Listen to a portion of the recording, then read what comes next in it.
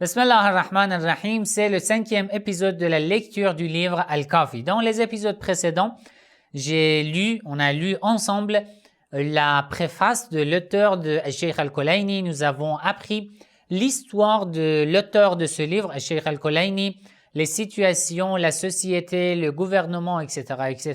Nous avons parlé de tout cela. Et dans cet épisode, on va commencer la lecture des hadiths de ce livre, Inch'Allah.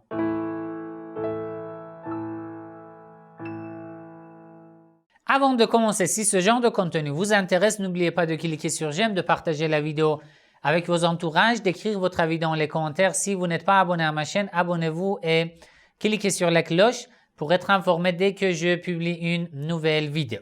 Alors, Cheikh Al-Kulayni commence son livre Al-Kafi par la première partie, Al-Usul, Usul Al-Kafi. Vous savez que Usul Al-Kafi est en 2 volumes ce sont ces 2 volumes qui ont été traduits en français, en 5 volumes. D'accord? Alors, Al-Usul commence par le chapitre intitulé Kitab al-Aql wal-Jahl, le chapitre ou le livre sur Al-Aql, l'esprit ou la raison, wal-Jahl et l'ignorance. Dans ce chapitre, Cheikh Al-Kulayni rapporte 36 hadiths. Vous savez que la méthode de Cheikh Al-Kulayni, c'est de telle manière. Il met les hadiths les plus authentiques d'abord, et après les hadiths qui sont un peu faibles ou plus faibles à la fin du chapitre. Donc, dans chaque chapitre du livre Al-Kafi, les premiers hadiths sont les plus importants, d'accord, et les plus authentiques. Alors, je vous montre le texte des hadiths aussi. Le premier hadith. Akhbarana Abu Ja'far Muhammad ibn Ya'qub. Du fait que c'est le premier hadith, il met son nom au début de la chaîne de transmission. Muhammad ibn Ya'qub Al-Kulayni, l'auteur de ce livre, nous rapporte d'après Iddatun min ashabina, d'après un groupe ou certains de nos compagnons, des savants chiites. Minhum, comme par exemple Muhammad ibn Yahya al-Attar, d'après Ahmad ibn Muhammad, d'après Al-Hassan ibn Mahboub, d'après Al-Ala ibn Razin, d'après Muhammad ibn Muslim, d'après Abu Ja'far. Abu Ja'far, c'est l'imam Al-Baqir alayhi salam. D'accord? Alors, d'abord, l'analyse de la chaîne de transmission. Ces narrateurs, Cheikh Al-Kulayni, l'auteur de ce livre, Muhammad ibn Yahya al-Attar, Ahmad ibn Muhammad, Hassan ibn Mahboub, Ala ibn Razin et Muhammad ibn Muslim. 6 narrateurs. Ces 6 narrateurs sont tous imamites et sont tous des hommes de confiance. Thiqa. Ça veut dire, lorsqu'ils rapportent un hadith, on peut faire confiance. D'après leur biographie, d'après la confiance des imams, d'après la confiance de la communauté chiite en eux, d'après la connaissance des savants sur eux, ces personnes étaient des hommes de confiance. Ils étaient pieux, vertueux, et dans l'histoire, aucun défaut n'est pas mentionné, n'est pas écrit, n'est pas attribué à ces narrateurs. Donc, c'est une chaîne de transmission, on peut dire sahih. Une chaîne de transmission sahih dans le chiisme, c'est une chaîne dont tous les narrateurs sont imamites et sont des hommes de confiance. D'accord? Alors, c'est quoi le hadith?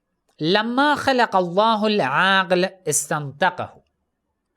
Lorsqu'Allah a créé al-aql, la raison, il le fit parler. ثم قال له أقبل فأقبل. Allah lui a ordonné à al-aql, à la raison, de se rapprocher, de s'approcher. Et s'est approché. ثم قال له أدبر فأدبر. Allah a ordonné à la raison de s'éloigner. elle le fit. ثم قال, puis Allah a dit وعزتي وجلالي. Je jure par mon autorité et ma majesté. ما خلقت خلقا هو أحب إلي منك. Je n'ai créé aucune créature plus aimée que toi, plus aimable que toi. ولا أكملتك إلا في من أحب. Et je ne t'ai perfectionné que dans l'âme de ceux que j'aime. أما إني إياك آمر وإياك أنهى وإياك أعاقب وإياك أثيب. Sache que, ô raison, ô al-aql, lorsque je commande quelque chose, j'ordonne à faire quelque chose, c'est à toi que j'ordonne. Lorsque j'interdis de faire quelque chose, c'est toi que j'interdis. C'est à toi que je m'adresse. Lorsque je récompense, c'est à toi que je récompense. Et lorsque je châtie, c'est toi que je châtie. D'accord? Ici, je mets ma traduction. C'est ma traduction. Alors, vous, ce que je veux vous demander, c'est de corriger cette traduction. Je vous ai expliqué maintenant le hadith. D'accord? S'il y a une erreur dans cette traduction, écrivez dans les commentaires.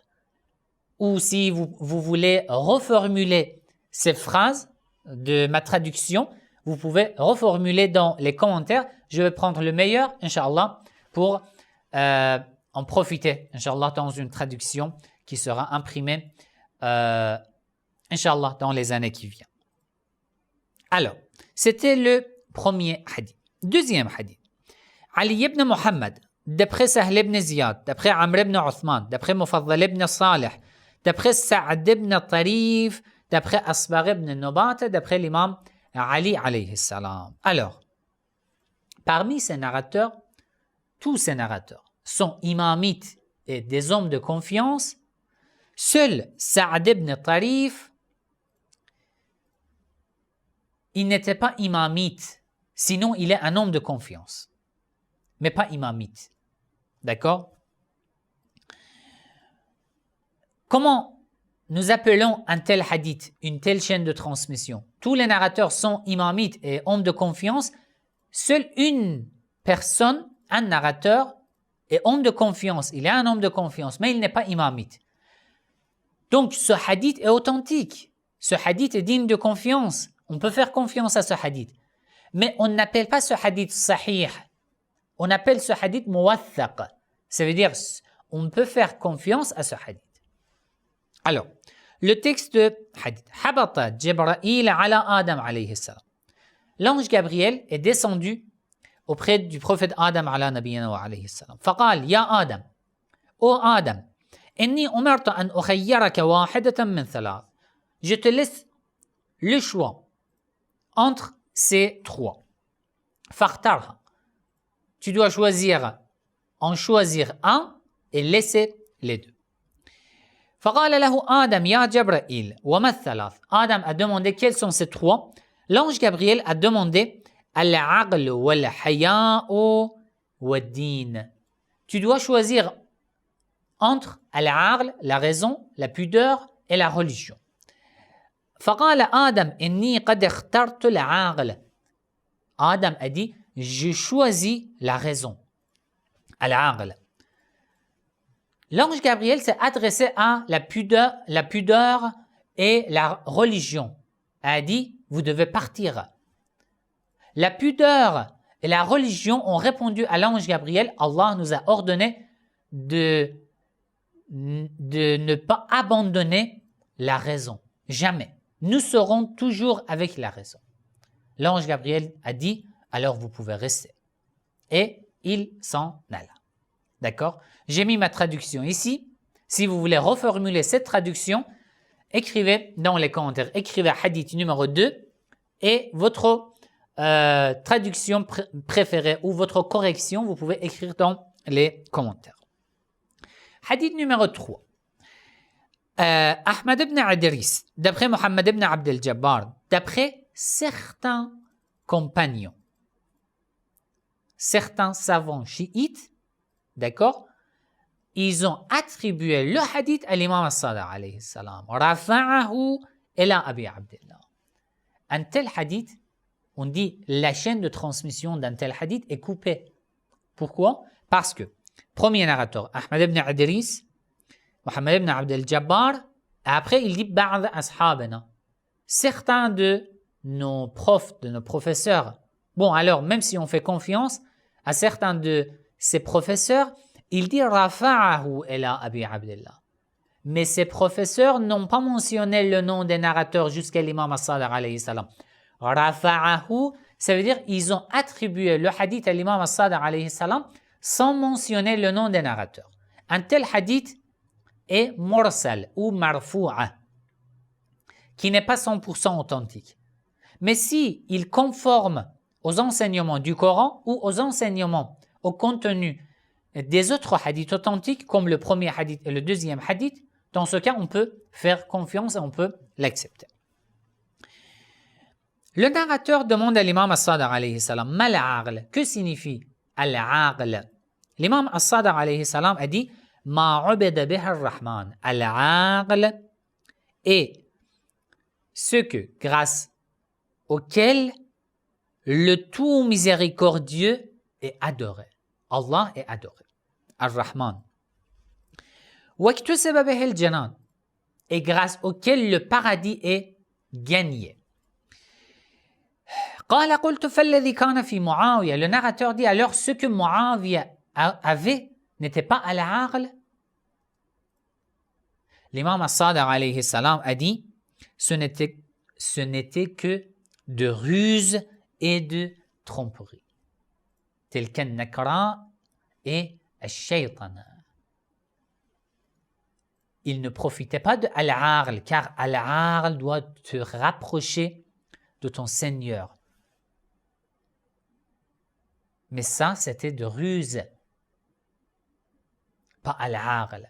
Al-aql, c'est une compétence lumineuse mise dans ton âme par Allah. C'est ça al-aql.